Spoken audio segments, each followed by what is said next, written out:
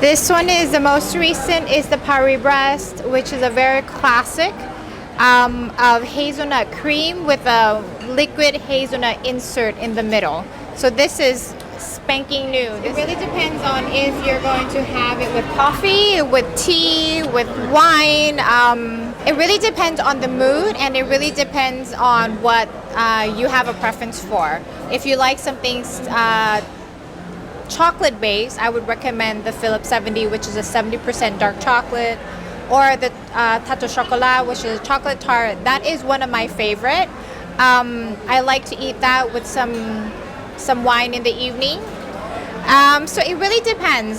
This is also great with some tea. It really depends on the preference, with tea or coffee or some wine and champagne, and what time of the day. Is it for afternoon, or is it after the meal, or if it's first thing in the morning?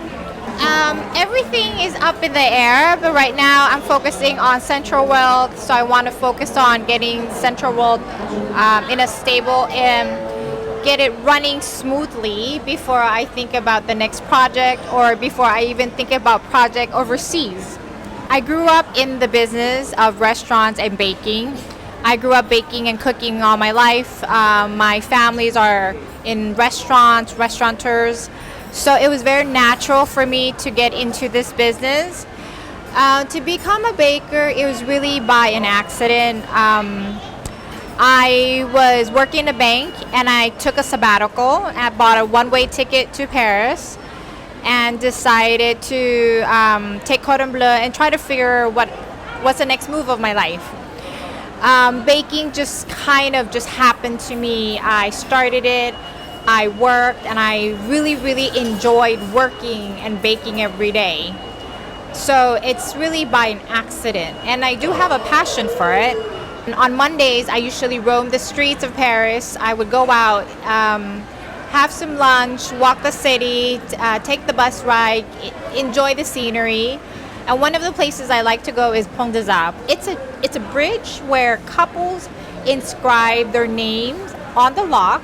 They put the lock on this bridge, and they toss the key in the river, supposed to symbolize the longevity of a relationship.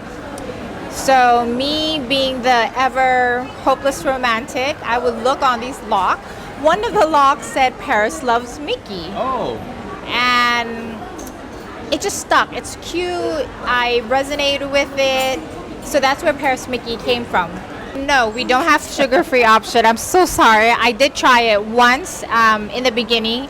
The flavor just didn't taste right, so we stopped making it from then on. I want to say most of our cake are pretty low in sugar. I try not to use too many sugar in the recipe if it doesn't call for. The dessert nowadays are pretty much not as sweet anymore. If it's chocolate based, there's hardly any sugar being added to the recipe in itself. All the sugar comes from the chocolate that we use. This is our Sir Edward Island, and it consists of, if you could see the layers, there's the layers of fig, caramel, there's a violet mousse, and on the bottom it's a biscuit with lemon peel that we confit for about 5 days. In the beginning, I do try it more often. Now, because I do have the third outlet, it's getting a little harder to come up with newer dessert.